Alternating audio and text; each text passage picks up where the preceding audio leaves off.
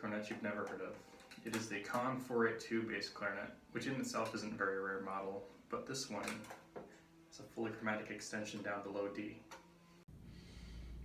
Now the really cool thing about this extension is that it's actually removable, so in a few steps you can go from this to this.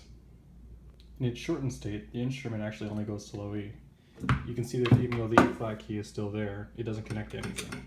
And now the low E key connects to the key on the bell, which would normally play low D. The fingering on this instrument is actually really easy to learn. The low A flat key is here, in the same place where it would be in any normal modern bass clarinet, and the low D is operated by the thumb. In order to play low D, all you do is play a low E flat, and then just add the thumb to play the low D. On the other end of the instrument, there's actually a fully automatic double register mechanism.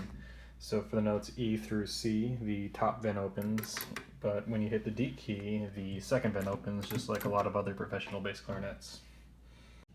So to give you an idea of what it sounds like, I'm going to play a scale from the lowest D to altissimo D.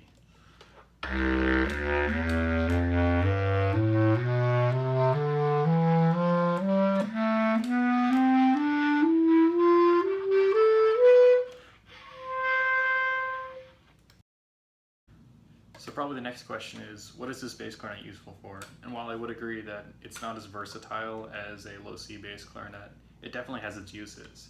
There are a lot of pieces where low D shows up, but not low C sharp or low C, where this bass clarinet would be infinitely more useful than a low E flat bass clarinet that doesn't have those extra notes. So you get the advantages of having a smaller instrument, especially considering that the extension is removable. So for some pieces that you might need a low D for, but not a low C, you could carry a smaller instrument instead of having to lug around a big heavy low C bass clarinet. Other than that, the instrument itself is actually a really good player. Conn really wasn't extremely well known for their bass clarinets, but their bass clarinets certainly weren't bad by any means. I would absolutely consider this a professional instrument.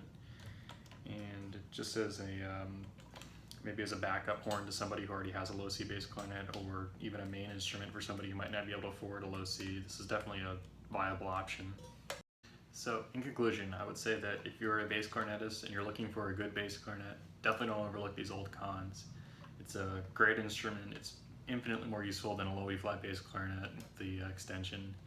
And if you can't quite afford a Selmer or a Buffet, because let's face it, they're expensive, this is definitely a viable option.